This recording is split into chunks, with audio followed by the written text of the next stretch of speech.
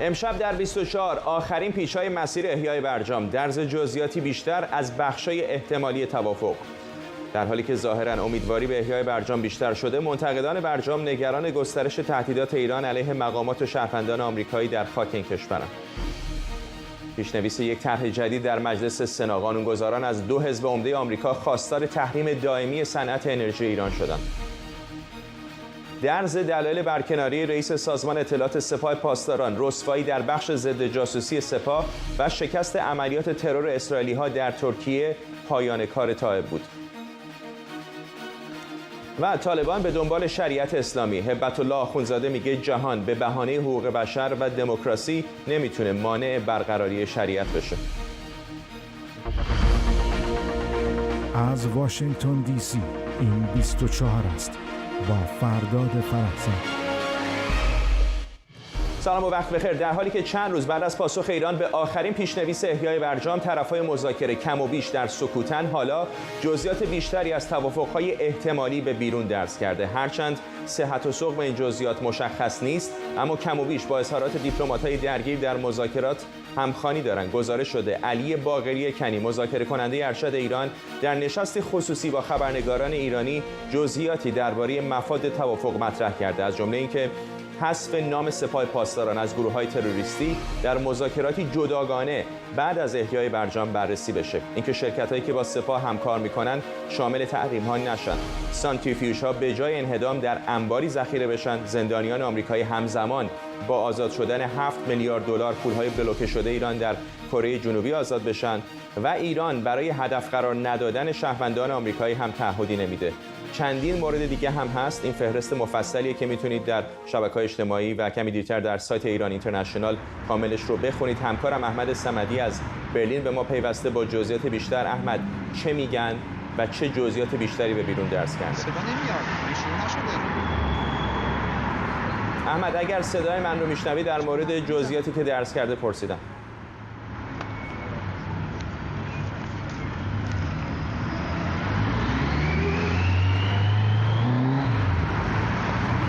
تا ارتباطمون با احمد صمدی خبرنگار ما برقرار بشه، به دوباره برگردم به خبر اول برنامه. همونطور که بهتون گفتم، ظاهراً آقای کنی، باقری کنی، در گفتگو با تعدادی از خبرنگاران ایرانی در مورد جزئیاتی که در توافق بین ایران و طرفهای غربی به نظر میاد که مورد توافق قرار گرفته صحبت کرده. موارد متعددی هستش که در توییتر ما الان هست، در سایت ما هم به زودی منتشر میشه، از جمله این که حذف نام سپاه پاسداران از گروه‌های تروریستی فعلا در مذاکرات برجام حرفی ازش زده نخواهد شد و موکول میشه به مذاکراتی در خارج از برجام.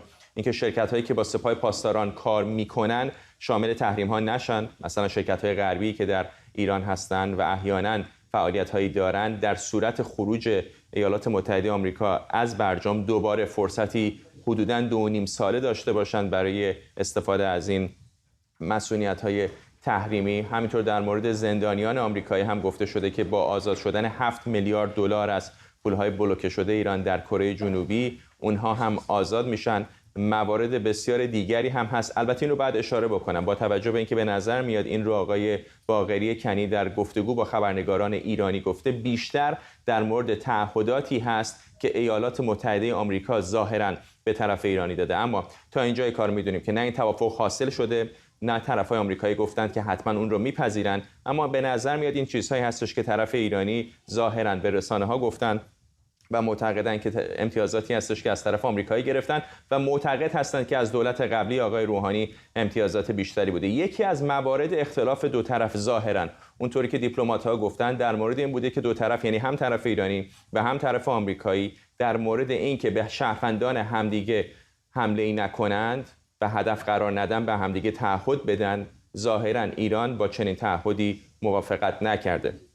به این خبر دوباره برمیگردیم، اما فعلا بریم به افغانستان. هبت الله آخوندزاده، رهبر گروه طالبان، گفته در توافقنامه دوحه بین این گروه و آمریکا درباره اجرای حدود شرعی بحثی نبوده و آمریکا حق مداخله در این مورد رو نداره. او گفته دنیا به بهانه مشروعیت بین‌المللی و به نام حقوق بشر میخواد مانع اجرای حدود شرعی در افغانستان بشه.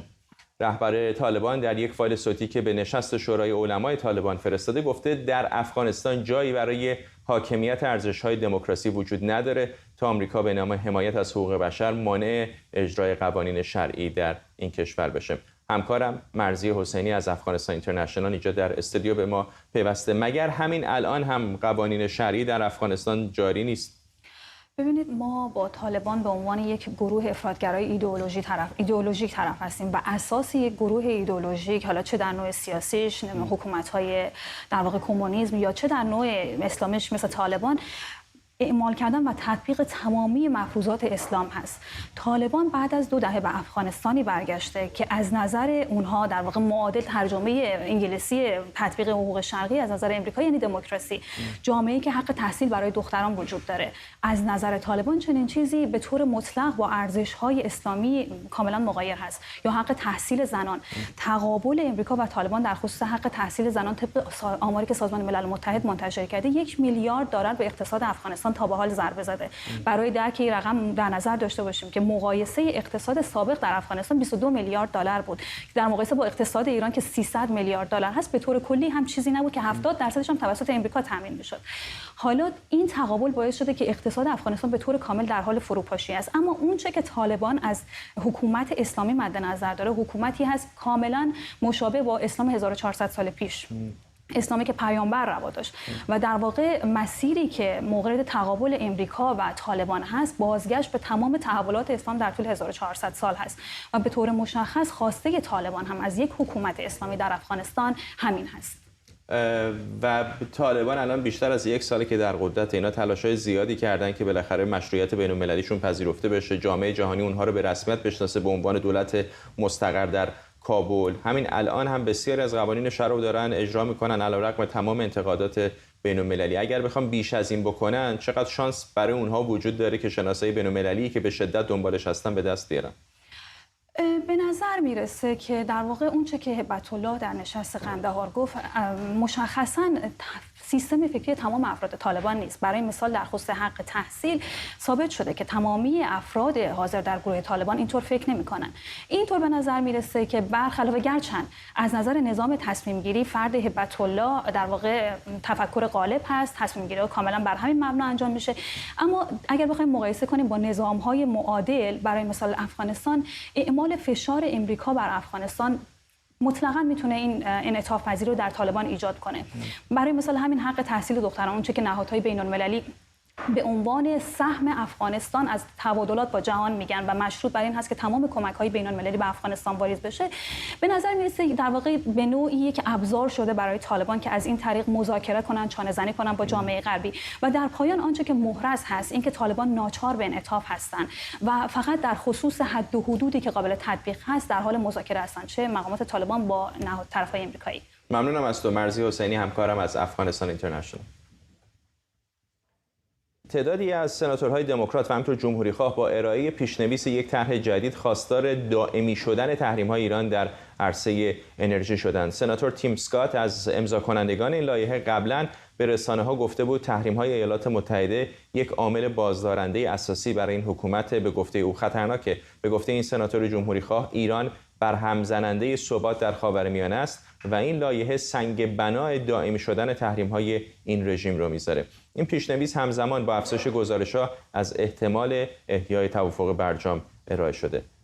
میخائیل اولینوف نماینده ویژه روسیه در مذاکرات وین هم ابراز امیدواری کرده که تا اول سپتامبر یعنی 10 شهریور توافق هسته‌ای احیا بشه. آرش علایی خبرنگار ما از کنگره آمریکا به ما پیوسته. آرش، چه بیشتر می‌دونیم در مورد این لایحه؟ این لایحه 2 صفحه‌ای است. فردا تقریبا سناتور تیم اسکات، سناتور بیل هگرتی از حزب جمهوری‌خواه و سناتور مگی هستن و خانم روزن از ایالت‌های نیو همشایر و نوادا زیر اون رو امضا کردند.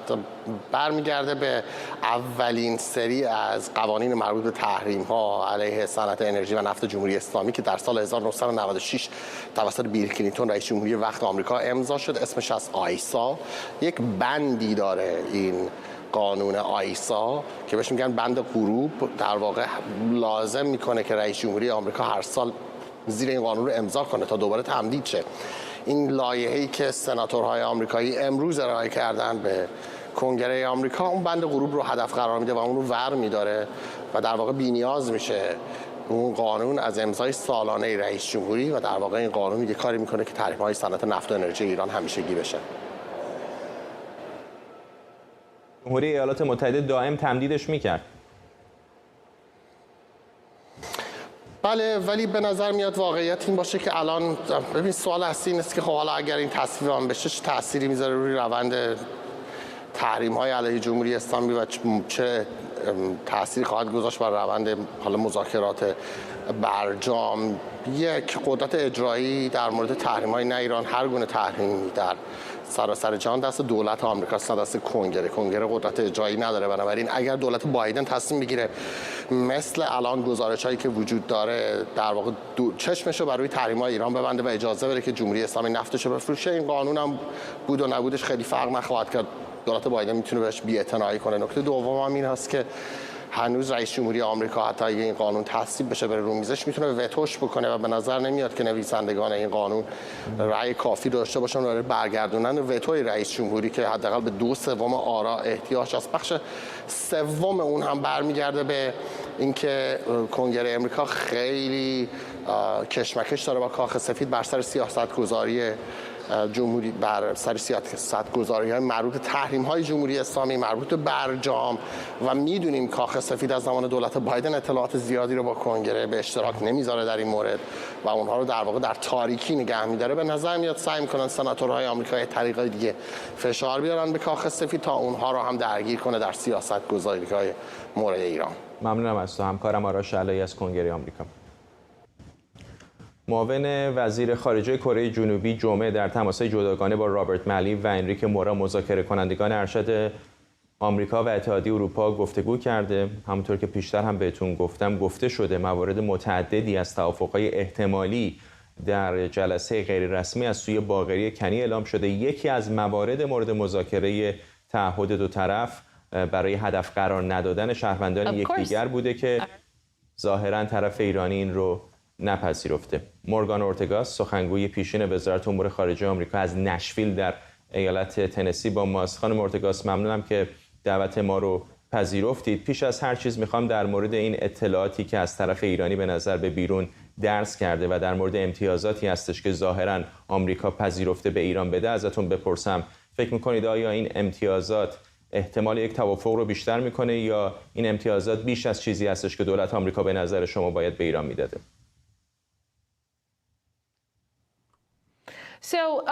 قبل از هر چیز باید بگم که ما منتظر هستیم که در واقع هنوز دولت آمریکا نگفته که امتیازاتی رو که داده کدومها هستند. اگر این گزارش‌ها درست باشن خیلی باعث ناراحتی میشه اینجا در ایالات متحده، چرا که این در واقع امتیازایی که شما در موردش اشاره کردین چیزایی هستن که قابل قبول نیستن. اینجا میدونیم که در واقع اون در واقع چیزای قبلی که امضا شد بین ایالات متحده آمریکا و ایران چیزایی بودن که بسیار وضعیت خیلی بدی داشت ولی حتی بهتر از این بود. این هم دلیلی بود که در واقع ما از این دیل قبلی خارج شدیم. به همین دلیل در واقع این مسئله رو میخواد تکرار بکنه و همچنین مسئله که میتونیم بهشون بگیم که ایرانی ها هیچ نوع امتیازی رو ندادن به امریکایی ها در مورد مسائل موشکیشون، در مورد مسائل تروریسمشون در منطقه. به همین دلیل به نظر میسه که این مسئله خیلی وضعیت بعدی باشد برای و در واقع جمهوری خواه در کنگره روی این مسئله کار خواهند کرد. حساب توییتری شورای امنیت ملی آمریکا واکنش نشون داده و گفته اینطور نیستش که ما امتیازات زیادی به ایران دادیم و در واقع انتقاد کرده از دولت قبلی که شما هم نقشی در اون داشتید و گفته که خروج ایالات متحده از برجام باعث شده که برنامه هسته ایران اینقدر در یک زمان کوتاه پیشرفت کنه.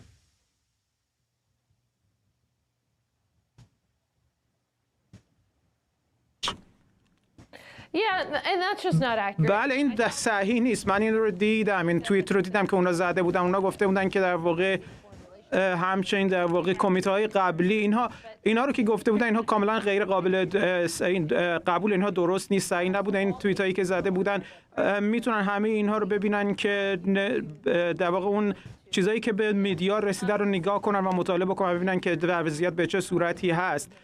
ما میدونیم که در واقع در این اداره جدید در این دولت جدید وضعیت منطقه خاورمیانه رو بسیار متفاوت می‌بینند و می‌دونین که در واقع رژیم در حال حاضر در وضعیت بدی وجود داره، اما اینها دارن با پول‌هایی که دارن براشون آزاد می‌کنن خیلی دارن بهشون کمک می‌کنن و همچنین دوستان ما در منطقه بسیار دارند از وضعیت این رنج میبرن، چرا که ایران داره قدرتمند میشه و در واقع اینها با این کارشون دارن دینامیسم قدرت رو در منطقه تغییر میدن و باعث میشن که جمهوری اسلامی بیشتر به کارهای تروریستی خودش در منطقه ادامه بده و هیچ نوع تعهدی رو نده که در واقع از این کارهای تروریستی دست برداره. ما میبینیم که این وضعیتی که دولت داره انجام میده باعث میشه که دینامیسم قدرت در منطقه عوض بشه و کسی دولت ایران رو مسئول کارهایی که میکنه نمیبینه. خانم اورتگاس، هنوز به صورت رسمی نه ایران نه ایالات متحدین رو تایید نکردن، اما اینور و آنور دیپلمات‌ها میگن که یکی از موارد مذاکره بین طرف ایرانی و طرف آمریکایی این بوده که شهروندان یکدیگر رو هدف قرار ندن و ظاهراً ایران باهاش مخالفت کرده. در سایه اتفاقاتی که در هفته‌های اخیر افتاده، تهدیداتی که علیه کسانی مثل رئیس سابق شما آقای پومپئو، همینطور مسیح علی نژاد و کسان دیگری مثل آقای جان بولتون صورت گرفته، چقدر فکر می‌کنید که برای ایالات متحده مهم هستش که به ایران این پیام رو برسونه که شهروندانش رو نباید هدف قرار بده؟ من خیلی خوشحالم که شما این مسئله رو بحث کردین. من این رو داشتم نگاه می‌کردم امروز که شما گزارش داده بودین و گزارش شما رو می‌خوندم که ایرانی‌ها قبول نکردن که این تعهد رو بدن که امریکایی‌ها رو در خاک خودشون نکشن. این خیلی برای ما ناراحت کننده است. این اداره نباید، این دولت نباید در واقع با این رژیم سر این مسائل گفتگو بکنه که در واقع کسی رو وادار بکنه به این که به امریکایی حمله بکنه در خاک خودشون. این مسئله خیلی باعث شده که در موضع ضعیفی وارد بشه و به نظر میرسه که در واقع کارهایی رو که دارن انجام میدن دارن ادامه میدن. دلیلش هم اینه که در واقع این کار رو میکنن اینه که فکر میکنن که میتونن، فکر میکنن که در واقع این دولت داره از اونها التماس میکنه و کار جدی رو انجام نمیده. به همین دلیل اونها دارن ادامه میدن به کاراشون. به همین دلیل من فکر میکنم که هرچه بیشتر اونها در منطقه این کار رو انجام بده یا در واقع حمله بکنه روی ایرانی ها، بیشتر به نظر من باید دولت فعلی آمریکا رو مسئول قرار بدیم. ببینید شما دولتی رو دارین که میخواد آمریکایی رو در خاک امریکا بکشه. این مسئولیت خود دولت آمریکا است که بتونه اینها رو حفظ بکنه و در مقابل این کارها اقدام بکنه. خانم اورتگاس، طرف ایرانی میگه که جمهوری اسلامی نه در جنگ رسمی هست با ایالات متحده آمریکا و نه آقای قاسم سلیمانی در هیچ دادگاه صالحی محکوم شده بود، اما این دولت ایالات متحده بود که اتفاقا یک شهروند ایرانی رو در یک کشور ثالث کشت و شاید این باعث شده که چنین شرایطی الان پیش بیاد که ایران هم شهروندان آمریکایی رو تهدید بکنه.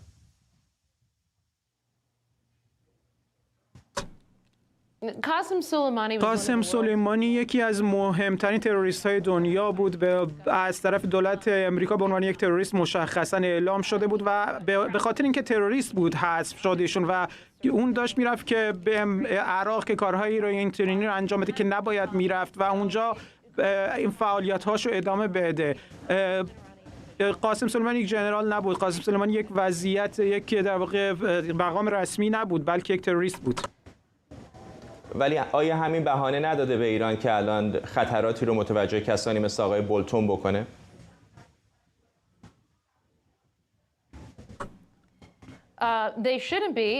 اونا نباید این کارو بکنن و نباید کسی در این دولت این رو قبول بکنه.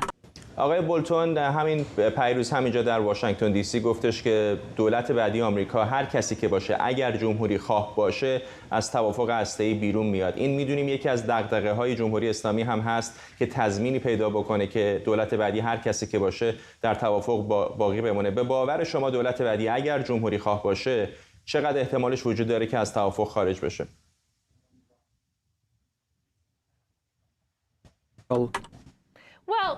خب من فکر میکنم که طرف امریکایی مخصوصاً در واقع طرف امریکایی اگر جمهوری خواه باشن بستگی داره به این که ایرانی‌ها چطوری عمل میکنن و چطوری رفتار میکنن. در اون صورت اونها در واقع تصمیم خواهند گرفت. اگر دولت ایران وضعیت و خودشون رو در خاورمیانه متوقف نکنن، رفتاری که اونجا انجام میدن حمایتشون رو از تروریسم متوقف نکنن، اونها میتونن در واقع این کارا رو بکنن، میتونن انتخاب بکنن که مسئله موشکیشون رو در واقع رها بکنن. اینها میتونن انتخاب بکنن که مثل یک بزرگسال در جامعه بین الملل رفتار بکنن و تهدید نکنن اسرائیل رو. ایران ها میتونن همین چیزها رو انتخاب بکنن. به همین دلیل دولت آینده هم اگر اینها رو ببینه به هر حال در این توافقی که انجام میشه باقی خواهد ماند. اما اگر برعکس دولت ایران کارهای دیگه رو انجام بده، اسرائیل رو تهدید بکنه، پیشرفتی نخواهد بود. جالب از خانم اورتگاس چیزی که شما میگید با حرفای آقای بولتون کمی در تناقض است. بنابراین شما معتقدید که دولت بعدی آمریکا اگر جمهوری خواه باشه اما ایران تهدیدهایی که بهش اشاره کردی در منطقه متوجه متحدان آمریکا نکنه، حتی یک دولت جمهوری خواه هم ممکن هست که در برجام باقی بمونه.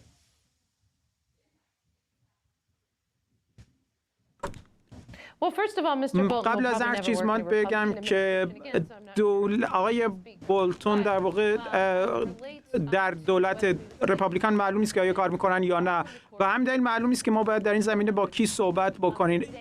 اگر اونها میخوان، اما در ایران اگه میخواد در واقع مسئولیت پذیر باشه در مورد رفتار خودش و به صورت مسئولانه کار بکنه در جامعه بین‌المللی، اگر میخوان که خیلی شفاف باشن با سازمان انرژی اتمی و برنامه موشکیشون رو متوقف بکنن و همچنین تهدیدهای روزانه‌اش رو برای نابودی اسرائیل اینها رو متوقف بکنه و اگر اینها رو ادامه بده، این رفتارهای مسئولانه رو انتخاب بکنه، بله ما در واقع باقی خواهیم ماند. چه دولت جمهوری خواه باشه چه دموکرات باشه، اگر اونها به عنوان یک ملت مسئول عمل بکنن، دنیا هم با اونها به این ترتیب برخورد خواهد کرد. چقدر فکر میکنید که رئیس سابقتون آقای پومپئو ممکنه یکی از نامزدهای جدی جمهوری خواهان بشه؟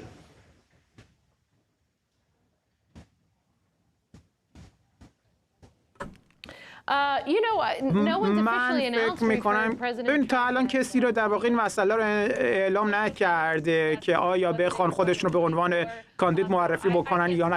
هیچ کسی نگفته که میخواد شرکت بکنه یا نه. در حال حاضر در واقع این معلوم نیست. ما فعلا میخوایم ببینیم که آیا جمهوری خواهان میتونن در واقع مجلس رو در دست بگیرن، مجلس نمایندگان رو و سنا رو دوباره در واقع به دست بگیرن یا نه. من معلوم نیست هنوز که چه کسی مشخصاً اعلام خواهد کرد، باید ببینیم. سپاسگزارم از شما مورگان اورتگاس، سخنگوی پیشین وزارت امور خارجه آمریکا از نشویل در تنسی با ما. همطور که اول برنامه‌ام گفتم جزئیاتی از توافق‌های احتمالی به بیرون درز کرده، اما هنوز صحت و سقم این جزئیات کاملا مشخص نیست. از جمله اینکه حذف نام سپاه پاسداران از گروه‌های تروریستی در مذاکراتی جداگانه بعد از احیای برجام بررسی بشه و سانتریفیوژهای ایران به جای انهدام در انباری ذخیره بشن. این فهرست مفصلیه که میتونید در شبکه‌های اجتماعی ایران اینترنشنال جزئیات بیشتری در مورد اون بخونید. احمد صمدی همکارم از برلین به ما پیوسته، امیدوارم که ارتباطمون این بار درست برقرار باشه. احمد بیشتر به ما بگو در مورد این جزئیاتی که به بیرون درز کرده. همینطور فرداد، جزئیات که امروز در واقع به دست ما هم رسیده بخشی از صحبت‌هایی هستش که علی باقری کنی در نشستی داشته که در واقع در اونجا نسبت به ستانده‌های خودشون، یعنی چیزهایی رو که قرار هستش که اونها مطالبه کردن از طرف مقابل درباره اونها صحبت کرد و چیزی درباره داده‌های طرف ایرانی صحبتی به میون نیاورد و البته در بخش اولش درباره ابتکاراتی که خودشون انجام دادن صحبت کرده و مثلا گفته که ما هیچ وقت به سپاه توصیه نکردیم که در واقع بخواد که اقدامی رو انجام نده و خب این و گفته که حتی در خصوص ماهواره خیام هم بهشون توصیه کردیم که شما کار خودتون رو انجام بدید و ما هم در واقع مذاکراتمون رو انجام میدیم و از اینها به عنوان دستاوردهای هوشمندانه نام برده و حتی گفته که ما برخی از کارهایی که انجام دادیم به طرف مقابل رو تحت فشار قرار دادیم. مثلا در خصوص اورانیوم 60%، یکی ما بخشی از این اورانیوم رو تبدیلش کردیم برای موارد دارویی و در اونجا طرف مقابل رو با این کارمون در واقع تونستیم که به عقب برونیم و حتی میگه وقتی که شورای حکام برای قطعنامه صادر کرد و بعد از اون هم که قطعنامه‌های ایران بود، خب اقداماتی رو انجام دادن، از جمله خاموش کردن دوربین‌ها و گازدهی به سانتریفیوژها که اینها رو از در واقع ابتکارات خودشونه. نکته خیلی اساسی که مطرح می‌کنیم هستش که ما رسانه‌ها رو سعی کردیم که دور بداریم و مردم رو اجازه ندیم که نسبت به محتوای مذاکرات بخوان که از اونها اطلاع داشته باشن و در بخش دیگه هم اشاره میکنه به مطالباتی که طرف مقابل داشته و باز هم میگه که ما اینها رو نپذیرفتیم، مثل مذاکره درباره مسائل موشکی که در زمان البته در زمان عراقچی هم این موضوع رد شده بود، اون موقع هم طرف آمریکایی پذیرفته بود. در خصوص مذاکرات منطقه‌ای میگه که تا همین اواخر هم این مذاکرات مطرح میکردن، ما نپذیرفتیم و مسئله گریز هسته‌ای رو هم مطرح کرده که علی باقری کنی گفته که ما الان زمان گریز هسته‌ای اون صفر، یعنی الان میتونیم سوخت مورد نیاز رو برای تولید سلاح هسته‌ای درست کنیم، ولی درباره این موضوع هم ما صحبت نکردیم. در خصوص سانتریفیوژ ها هم گفته که خب طرف مقابل به دنبال این بود که این سانتریفیوژ ها نابود بشه، اما ما اونا رو نپذیرفتیم. یک توضیحاتی رو میده و در نهایت میگه که دستاورد ما نسبت به برجام بیشتر بوده. الان ما میتونیم که سانتریفیوژ ها رو در یک انباری که تحت نظارت‌های آژانس بین‌المللی انرژی اتمی خواهد بود نگهداریم. حتی میگه که ما نپذیرفتیم که اون سکوهای سیمانی بتونی که درست کرده بودیم برای این سانتریفیوژ اونها رو هم از بین نمیبریم و اینا رو سر جای خودش میمونه. در خصوص موضوع سپاه پاسداران یک بخشی از صحبت‌هاش هست که چند مورد هستش. خب اولا مذاکره در خصوص مسائل سپاه پاسداران رو میگه امضا موکول کردیم به بعد از امضای توافق و اونها خواسته بودن که حتی قانون مجلس ایران درباره تروریستی خوانده شدن سنتکام رو بردارن، حتی در خصوص اینکه تعدادی از نمایندگان شخصیت‌های آمریکایی شامل 60 نفر تحریم هستن اونها هم بردارن. میگه ما نپذیرفتیم و حتی میگه طرف آمریکایی خواسته بود که یک خط تماس که تلفن قرمز نامیده میشه بین نیروی دریایی ایران و ایالات متحده برقرار بشه که میگه ما هم اینو باز هم اینو قبول نکردیم و در نهایت به این اشاره میکنه در خصوص موضوع سپاه که دست کم اینه که طرف مقابل خواسته بود که بیان وزارت خارجه دو کشور اعلام کنن که ما شهروندان همدیگه رو هدف قرار نخواهیم داد، که میگه که در واقع ما اینو نپذیرفتیم. حتی میگه که این موضوع به قفل شدن مذاکرات شده بود. و در یکی از دستاوردهای دیگه‌ای که مطرح می‌کنیم هستش که طرف مقابل رو مجاب کردیم که تحریم‌های سپاه به دیگر شرکت‌ها تسری پیدا نکنه. مثلا اگر قرار هستش که مثلا با پتروشیمی با جای همکاری بکنه، نگن که به خاطر اینکه پتروشیمی مثلا با سپاه ارتباط داره باید پتروشیمی رو مثلا تحریمش کنیم. میگه که تحریم‌های بخشی کاملا برداشته شده، مثلا تحریم‌های بانک، تحریم‌های معدن، تحریم‌های مالی، بانکی، فلزات. میگه اینا در زمان ترامپ اینجوری تحریم میشد که کلا اینا رو برداشته و در خصوص اجرای شدن قوانین کاتسا و پاتریوت و ویزا اینها هم به طرف مقابل میگه تعهد داده که در واقع اینها رو این تحریم ها تأثیری بر این کارهایی که قرار هست در چارچوب برجام انجام میشه تجارت تأثیری بر اونها نذاره. و میگه که برجام در واقع از این به بعد به طور کامل محقق خواهد شد، چرا که میگه که در زمان ترامپ 5 تا فرمان اجرایی صادر شده، 3 تاش رو قبول کردن که یعنی قبول کرده به طرف آمریکایی، برمیده 2 تا فرمان اجرایی داشت که یکی شامل نهادهای عمومی مثل مال بیت رهبری و اینا بود که به همچنین فرمان بوده در خصوص مسائل تسلیحاتی که میگه آمریکا اونها رو هم پذیرفته و در خصوص تضمین‌ها و اینها که به هر حال پیش از این ما برخی از اطلاعات رو قبل از این داده بودیم که این به هر حال به نوعی تکمیل کننده اون اطلاعاتی هستش که ما پیش از این ارائه کرده بودیم. ممنونم از تو احمد صمدی، همکارم از برلین با ما با توضیحات مفصل. طبیعتاً این توضیحات در سایت ما و شبکه‌های اجتماعی ایران اینترنشنال هم خواهد بود. طبیعی هست از اونجایی که به نظر میاد این اطلاعات از طرف ایرانی به بیرون درس کرده باشه، بیشتر در مورد تعهداتی صحبت شده که طرف آمریکایی به ایرانی داده، اطلاعات زیادی در مورد آنچه که ایرانی‌ها متحد شدن در مقابل طرف غربی به بیرون درز نکرده. طبیعتاً تا این لحظه هم هنوز ایالات متحده پاسخی نداده، بنابراین تمام اینها میتونه تغییر بکنه، ولی به نظرم مهم هستش که با شما بیننده ها در میان بذاریم اطلاعاتی که به دست ما میاد. ممنونم از تو احمد صمدی از برلین. بر اساس اطلاعات اختصاصی رسیده به دست مجتبی پورمحسن، خبرنگار ایران اینترنشنال، معاون ضد جاسوسی و 2 معاون پیشین و فعلی عملیات ویژه اطلاعات سپاه در عملیات‌های ناموفق علیه اهداف اسرائیلی نقش داشتند. یک عضو ارشد پیشین سپاه پاسداران به ایران اینترنشنال گفته روح الله بازغندی، معاون ضد جاسوسی اطلاعات سپاه واحد 1500، مسئول عملیات شکست خورده اخیر در استانبول برای ترور کنسول پیشین اسرائیل و 3 زن توریست اسرائیلی بوده کشف توطئه ترور اخیر توسط سازمان اطلاعات و امنیت ترکیه میت یک رسوایی بزرگ برای سازمان اطلاعات سپاه به همراه داشته. به دنبال کشف هسته 8 نفره سپاه برای ترور در ترکیه، روابط تهران و آنکارا تیره شد. علاوه بر بازقندی، جواد غفاری، معاون عملیات ویژه اطلاعات سپاه هم در شکست‌های پیاپی در حملات علیه شهروندان اسرائیلی نقش داشته، اتفاقاتی که منجر به برکناری حسین طائب از ریاست سازمان اطلاعات سپاه پاسداران شده. مهدی مهدوی آزاد، روزنامه‌نگار از بن آلمان، با مساق مهدوی آزاد، میشد گمان زنی کرد که رسوایی‌های این چنینی بی ربط نباشه به برکناری آقای طائب.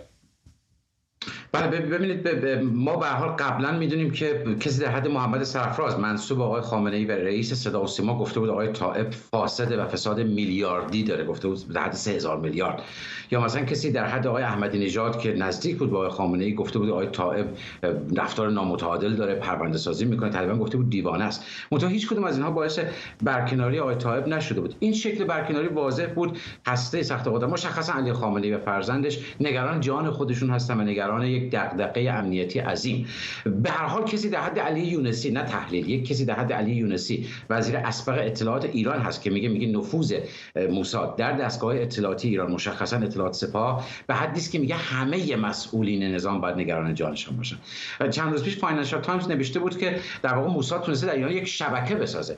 اگر شما عملیات‌هایی که انجام شده رو نگاه بکنید، از انفجار حداقل 3 پایگاه محرمانه موشکی سپاه، چند انفجار متوالی بسیار پیچیده در محرمانه ترین تأسیسات ایران، جمهوری اسلامی، یعنی نتنز، دزدیدن اسناد اتمی، این ترور کسی مثل فخری زاده که حفاظت ازش از حفاظت وزیر کشور ایران بیشتر بود، اون موقع متوجه میشید که بحث 1 نفر و 2 نفر و 3 نفر نیست، بلکه به قول فاینانشال تایمز تونسته یک سازمان مخفی موساد در داخل جمهوری اسلامی ایران بسازه. برای من واضح هست آقای طائب در واقع داره هزینه غفلت‌هاش یا شاید خیانت‌هاش رو میده، خیانت‌هایی که به گمان من بزرگترین آسیب رو به ساختار امنیتی جمهوری اسلامی در 4 دهه گذشته زد. ممنونم از شما. مهدی مهدوی آزاد، روزنامه‌نگار از بن آلمان، با ما این گزارش رو هم که همکارم مجتبی پورمحسن تهیه کرده میتونید در سایت ایران اینترنشنال ببینید.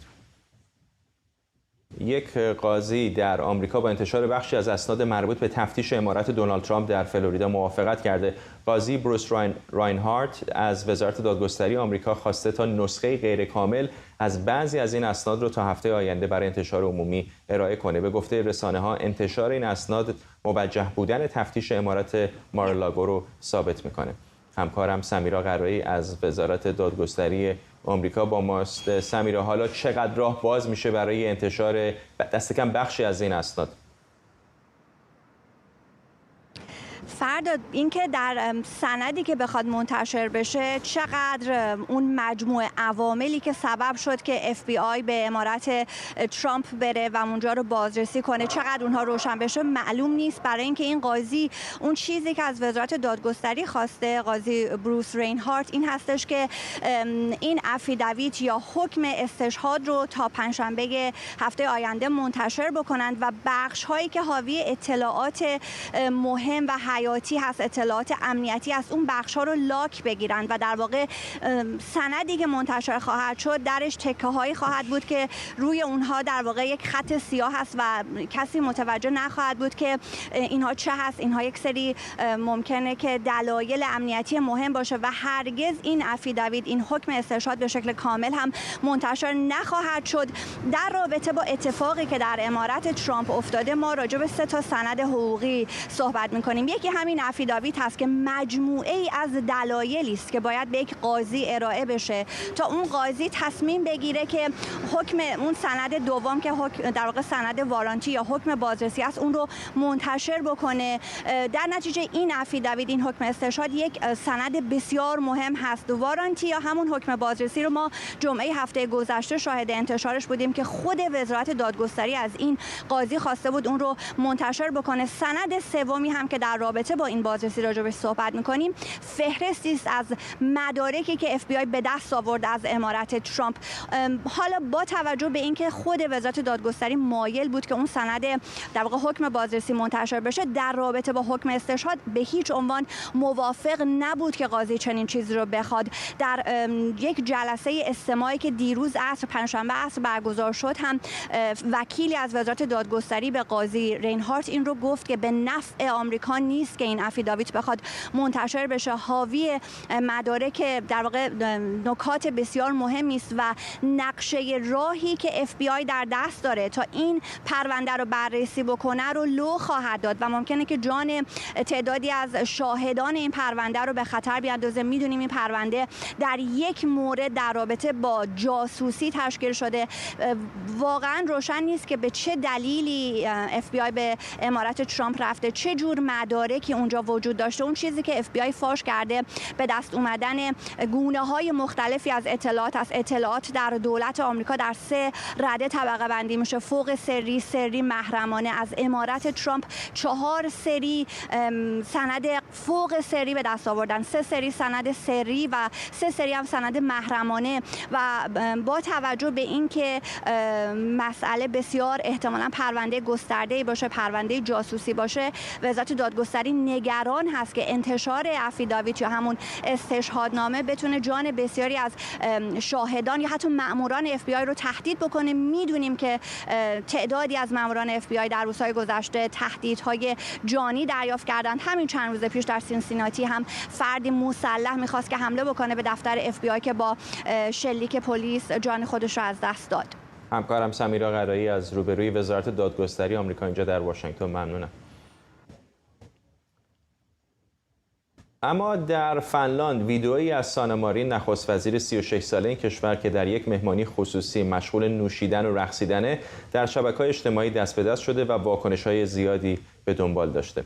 منتقدان خانم مارین میگن رفتارهای اون و حضورش در تعداد زیادی از مهمانی‌های پرهزینه و جشن‌های موسیقی مناسب سمت نخست وزیر این کشور نیست. برخی هم احتمال دادن که سارا مارین در این ویدئو تحت تاثیر مواد مخدر بوده، اتهامی که خود او به شدت رد کرده.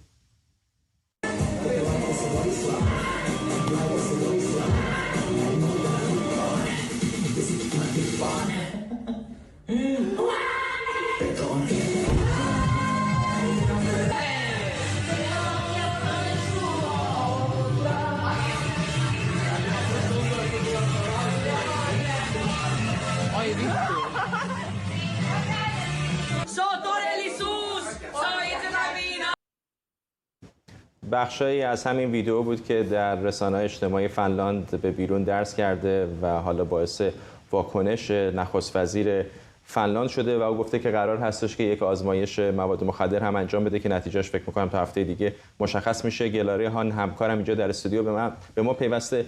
من ناامید شدم واقعا از فنلاندی‌ها، انتظار داشتم بیش از این باحال باشم. نخست وزیر این چنینی به نظرم شایسته تشویق نه تقبیح. ببین فرد درسته وسط این جنجال‌های سیاسی و این همه اخباری که توی دنیا داره منتشر میشه، خبر مربوط به سانا مارین که در واقع جوانترین نخست وزیر و رهبر سیاسی جهان در سال 2019 معرفی شد، خبر جالبی بود و واکنش‌های خیلی زیادی داشت. البته بگم که الان جوانترین رهبر دنیا رئیس جمهور شیلیه که تنها چند ماه از این خانم جوانتر هستش، ولی اون سانا مارین همچنان جوانترین نخست وزیر جهان هستش.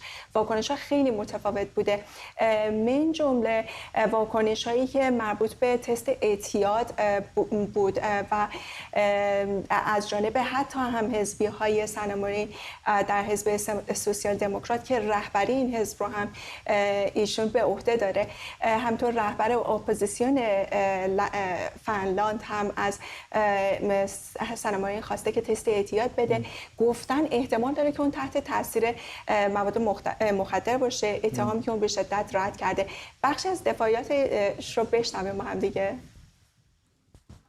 Raskaina ja painavina ja oma oikeusturvani takia این اتهامات رو بسیار جدی میدونم و با وجود اینکه درخواستی که از من برای انجام آزمایش مواد مخدر شده رو ناعادلانه میدونم، اما برای دفاع قانونی از خودم و رفع شبهات امروز این آزمایش رو انجام دادم و نتیجه اون هم حدود 1 هفته دیگه اعلام میشه. هیچ جلسه کاری برای آخر هفته نداشتم و زمانم رو با دوستانم گذروندم. من کار غیرقانونی انجام ندادم. این از خود هنگوورم بدتره که بعد از مهمانی این چنینی بیای به خبرنگارا بخوای جواب بدی که چرا مهمانی رفتی. این که اتهام مواد مخدر علیهش مطرح کردن و الان هم داره آزمایش میده، این رو متوجهم. بالاخره نخست وزیر کشور طبیعتا نباید قانون شکنی بکنه، اما در کشور لیبرالی مثل فنلاند مهمانی رفتن و پارتی کردن که جرم نیست. خب نکته خوبیه، واکنش‌ها همه منفی نبودن، واکنش‌های مثبتی هم بوده. یه سری از مجلات مشهور فنلاندی و آلمانی گفتن که میشه گفت سنماری باحال‌ترین نخست وزیر و شخصیت سیاسی دنیاه. بعضی گفتن که این با توجه به سن و روحیات خانم سنامارین اون قالب سنتی و در واقع خشکی که از یک شخصیت سیاسی در جهان می‌بینیم رو شکسته و اون به مردم کشورش نزدیک‌تره. خب خیلی از رفتار اون تمجید کردن و دسته سومی هم هستن که گفتن که حالا که روسیه و اوکراین در واقع دارن می‌جنگن و مرزها بیشتر از همیشه به مراقبت و دفاع احتیاج داره، چی میشه اگه خانم سنامارین توی یکی از این پارتی‌های شبانه باشه در حالی که روسیه ممکنه تعرض بکنه به خاک آره، ولی خب مثلا سرباز که نیست یک سر اسلحه به دست دم مرز وایستاده باشه، زندگی خصوصی هم داره دیگه. این دقیقاً همون چیزی که سنامارین گفته که شما نگران این نباشین، حتی اگه شنبه شب این اتفاقی بیفته من مطمئنم که نیروی ارتشی ما آماده دفاع از مرزهای ما هستن و مطمئن باشین که من تلفنمو جواب میدم و خودم میرسونم حتی اگه توی پارتی شبانه باشم. جالب هست. ممنونم از تو همکارم گلاره هان با توضیحاتی مفصل در مورد مهمانی و رقصی که در فنلاند برای نخست وزیر کشور هزینه سنگینی داده. اگر واقعا اینطوری بخوام برخورد بکنم، من که حاضر نیستم هیچ موقع نخست وزیر فنلاند بشم حتی اگر به من همچین پیشنهادی بکنن. ممنونم از تو همکارم گلاره هان. مطمئنم تو هم همچین کاری نمی‌کنی اگر به درد سر بیفته. سپاسگزارم از تو و ممنونم از همه شمایی که در این برنامه 24 ما رو همراهی کردید و به این ترتیب میرسیم به پایان این 24 و برنامه رو با تصاویری زنده از شهر بوستون در ایالت ماساچوست به پایان میبریم.